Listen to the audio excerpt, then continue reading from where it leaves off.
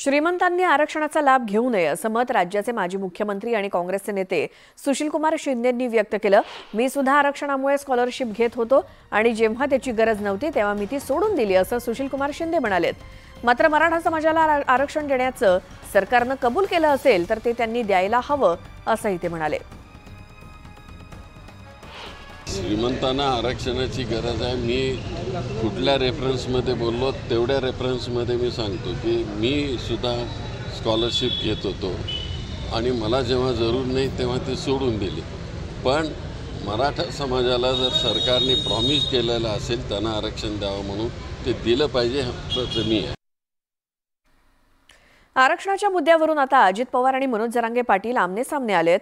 अलीकडच्या काळात वाचाळवीरांची संख्या वाढल्याचा टोला अजित पवारांनी लगावला आणि अजित पवारांना मनोज जरांगे पाटलांनी काय उत्तर दिलं पाहूयात हा रिपोर्ट। अजित पवार आणि मनोज जरांगे पाटील यांच्यात आता आरक्षणावरून संघर्षाची ठिणगी पडली आहे। आधीच आरक्षण मिळवण्यासाठी मनोज जरांगे पाटील आक्रमक झालेत, तर दुसरीकडे ओबीसींमधून मराठा समाजाला आरक्षण देऊ नका यासाठी मैदानात उतरले। दोन्ही बाजू त्यांचा मुद्दा आक्रमकपणे मांडण्यासाठी प्रतिस्पर्धी नेत्यांवर आगपाखड करतात। त्यामुळे राज्यातल्या तणावात भर पडत चालल्यामुळे अजित पवारांनी बेताल वक्तव्य करणाऱ्या नेत्यांचा चांगलाच समाचार घेतलाय। काही बाबतीमध्ये काही जणांचं आपण त्याला वाचाळवीर म्हणू शकतो अशा पद्धतीनं कुठेतरी एखाद्या शब्दाने समाजामध्ये तेढ निर्माण होणार नाही याबद्दलची काळजी ही सर्वांनी घेतली पाहिजे।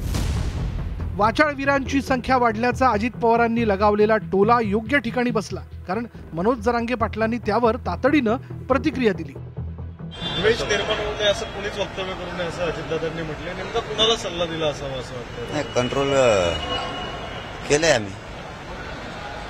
त्यांच्याच माणसाला त्यांनी समज दिली तर चांगलं होईल। आम्ही कंट्रोल केलंय, परंतु त्यांच्या माणसं थांबत नाहीये, त्याला आम्ही तरी काय करणार आहे। मराठा समाजाला आरक्षण देण्यासाठी सरकारचे प्रयत्न सुरू असल्याचं अजित पवारांनी सांगितलं। तसंच कुणी अरे केलं की कार्य करणं असं सध्या सुरू आहे। मात्र ही आपली संस्कृती नाही असं सांगत अजित पवारांनी नेत्यांचे कान टोचले। आता अजित पवारांनी दिलेला सल्ला सर्वच नेते कितपत ऐकतात याकडे सगळ्यांचं लक्ष लागलंय। Bureau report, news 18 Lokmat.